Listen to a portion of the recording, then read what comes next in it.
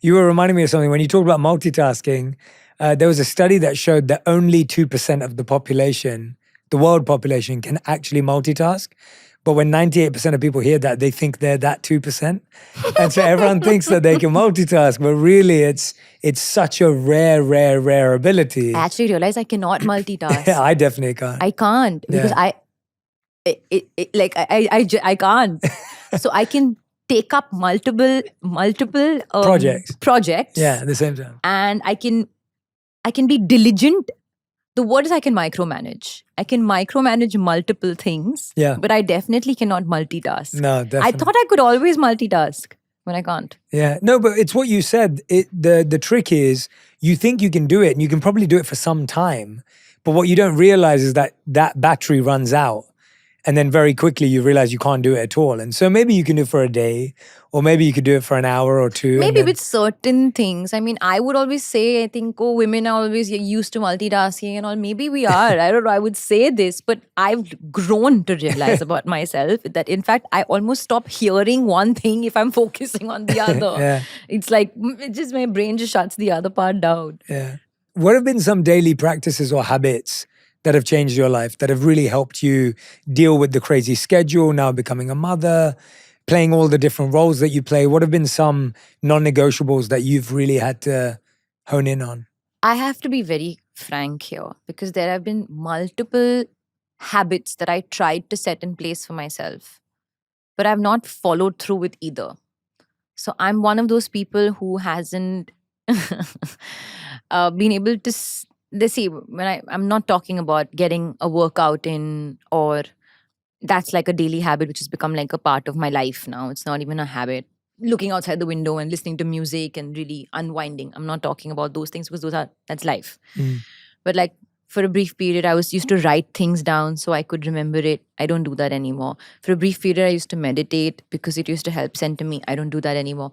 For a brief period, I used to color and paint whenever I used to feel anxious. I don't do that anymore. I just don't do anything anymore. Yeah. So I'm actually...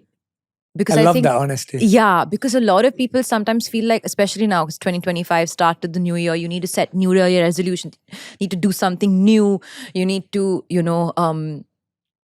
take control of your life in this particular way. There is that pressure to do that and do that and do that and do that.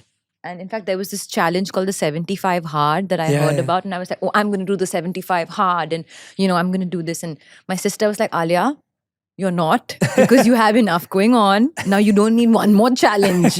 You're a mom and you're working and you're doing, right now, others might be able to, specifically you do not need to take this on. And I was like, why am I going to take it on? Because again, I'm going to be compelled to go through with it. And I'm not going to be able to go through with it. And then I'm going to feel like a failure, which is fine. I'm okay with feeling like a failure, but why do I add something more to my plate? So I've just realized to cut the clutter, do what comes naturally. So there's nothing new that I can speak about as a non-negotiable. Because I haven't stuck with it. That's the truth. I love the honesty. I think that's going to help so many people. Just like, you don't, it can get so you hear I remember at one point in my life, my morning schedule was still pretty intense, but it used to be even more because I'd have journaling and I'd have gratitude, I'd have this and I'd have that. And so much of it, what I've realized is becomes natural. Yeah. And so now it doesn't need to be this forced habit. My workouts are perhaps for myself. Exactly. It's become so natural that I have to get a workout in daily, 6 days a week. For example, I'll give last year, the start of 2024, I started the year by finishing a book and I was like, wow, because I hadn't finished a book in a really long time. I was like, wow, this year I'm going to finish at least 5 books. That was the last book I finished last year. I love it. It's not... Because I would always start a book and not finish it, So I read a couple of books on parenting and this and that and different things, but I would not finish the books. So I was like, I'm going to finish 5 books this year. Didn't finish anything. I love it. So already, mid 2024, I was like, I'm already slacking. I'm already behind my goals. So I decided this year, I'm not going to make any resolutions or whatever. I'm just going to be.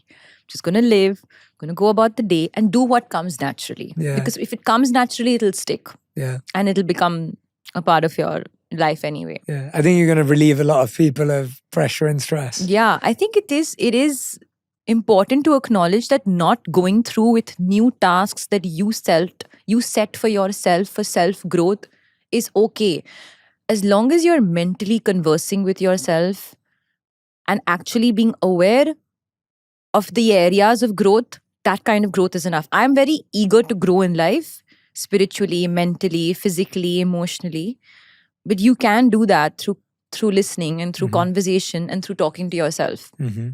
Conversation with yourself. I think that's my non-negotiable. But I don't call that a daily practice. Oh, I think that's great. that's an hourly practice. Yeah.